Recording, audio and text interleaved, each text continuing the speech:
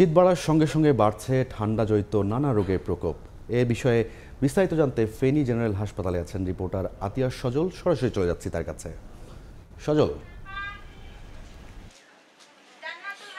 গত কয়েকদিন ধরেই কিন্তু ফেনীতে শীতের প্রকোপ কিন্তু বাড়ছে এবং তাপমাত্রা যদি বলি সেটি কিন্তু 15 ডিগ্রি সেলসিয়াসের আশপাশেই ঘোরাফেরা করছে।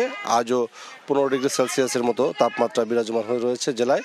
এবং এই যে শীতের প্রকোপ বাড়ার কারণে কিন্তু শীতবাহিত বা ঠান্ডাজনিত যে রোগ সেগুলো কিন্তু বাড়ছে। এবং যেই দেখতে পাচ্ছেন আমরা রয়েছি ফেনীর 250 শয্যা বিশিষ্ট যে জেনারেল হাসপাতাল রয়েছে, সেই হাসপাতালের কিন্তু এখানে ডায়রিয়া ওয়ার্ডে 17টি বেড রয়েছে, কিন্তু সেই 17টি বেডের বিপরীতে কিন্তু এখন আজ 43 জন ভর্তি রয়েছে, যার বেশিরভাগই শিশু এবং কিছু আছে বৃদ্ধ। এবং এই দেখতে পাচ্ছেন হাসপাতালের বাইরে এগুলো অতিরিক্ত বা অস্থায়ীভাবে একটি তাঁবু টানিয়ে সেখানে কিন্তু চিকিৎসা দেওয়া হচ্ছে। শুধু এই ওয়ার্ডের চিত্র শুধু আজ এমন তা নয়, তা আরও হাসপাতাল কর্তৃপক্ষ বলছে গত কয়েকদিনের তুলনায় আজ কিছুটা একটু কম।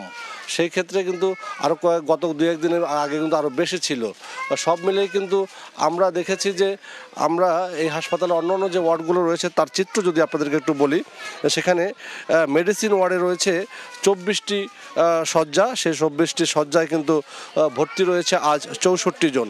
এবং এখানে কিন্তু যে এটা হচ্ছে পুরুষের, আবার মেডিসিন যে ওয়ার্ড রয়েছে নারী, সেখানে কিন্তু ভর্তি আছে আজ 59 জন, যেখানে কিন্তু শয্যা সংখ্যা মাত্র 26টি।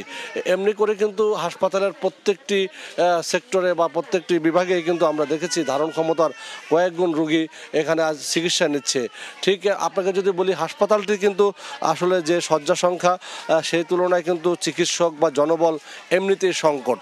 এখানে কিন্তু যে 100 শয্যা বিশিষ্ট হাসপাতাল ছিল, সেটি থেকে কিন্তু যখন পর্যায়ক্রমে 250 শয্যা উন্নতি করা হয়, সে প্রয়োজনীয় যে জনবল দেওয়ার কথা বা থাকার কথা সেই জনবল কিন্তু নেই।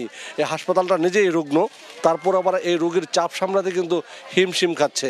এবং ডাক্তাররা যেটা বলছে যে এই ঠান্ডায় বিশেষ করে শিশু এবং বয়োবৃদ্ধ যারা রয়েছে তাদের প্রতি বাড়তি যত্ন নিতে, অপ্রয়োজনে যাতে শিশুদেরকে ঠান্ডার মধ্যে না নেয় বা বাইরে যেতে না নেয়, এবং যতটা সম্ভব গরম কাপড়ে মুড়িয়ে রাখতে।